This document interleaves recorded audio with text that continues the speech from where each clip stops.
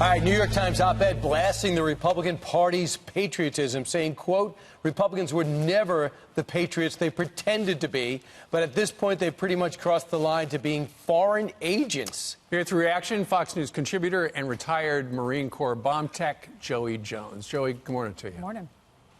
Good morning, guys. How are you? What do you make of that phony patriots, foreign agents business? Hey, listen, you know, the fact that the Republican Party is viewed as the most patriotic is not a talking point for the Republican Party. This is an observation of middle-of-the-road swing voters. That's the belief of the country. It's not something we've gone out and tried to print a banner and have it at every rally. It's just who we are. Listen, the fact that we have pride in this country, that we believe in this nation, we believe that we're a righteous and great place, and that we do things for the right reasons, and we do the hard work, and we make the world a better place.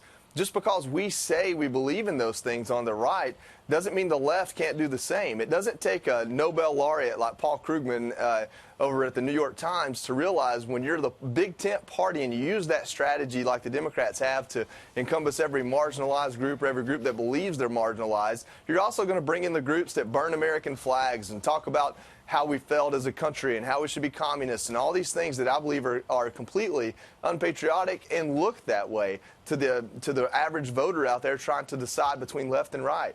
And so when you read this op-ed, you see it was probably written in an echo chamber of self-love and denial. It's very naive. It gets a lot of things wrong. But, you know, he's not trying to get it right. He's trying to basically pitch a fit in the New York Times, and he did a great job at that. Yeah, well, Paul Krugman, you know, he's not known to be conservative. He goes on to write this, and I want to get your reaction.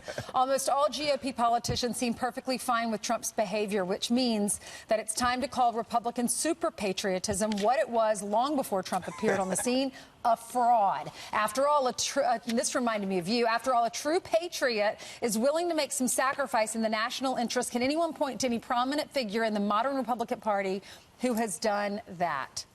What's your response? Because you are a patriot. Can you point to... Yeah, go ahead. Yeah, listen, the easy card is to say I lost my legs in war, and that means I've sacrificed and I'm a Republican. But that's not my point. My point is much simpler than that. Point to any prominent political figure who sacrificed anything in America in 2019. We live in a country where poverty comes with a cell phone and as much food stamps as you need. We are a fruitful nation. We take care of one another. No one sacrifices unless they want to or are so bad at life decisions they put themselves into that position when it comes to politics anyway. But if you want to make that, you know, easy argument that I think is just really dumb to begin with, someone introduced him to Dan Crenshaw or Brian Mast, a man who I saw. Brian Mast had his right hand sewn to his stomach as he learned to walk and went to school on his path to Congress. And so if you want to talk about sacrifice, I'm willing to admit there's plenty on both sides. And for anyone to write in an op-ed that for some reason Republicans aren't willing to sacrifice, to me is, you know, shouldn't be printed in paper. Put it to you that way. That's why no one reads Paul Krugman.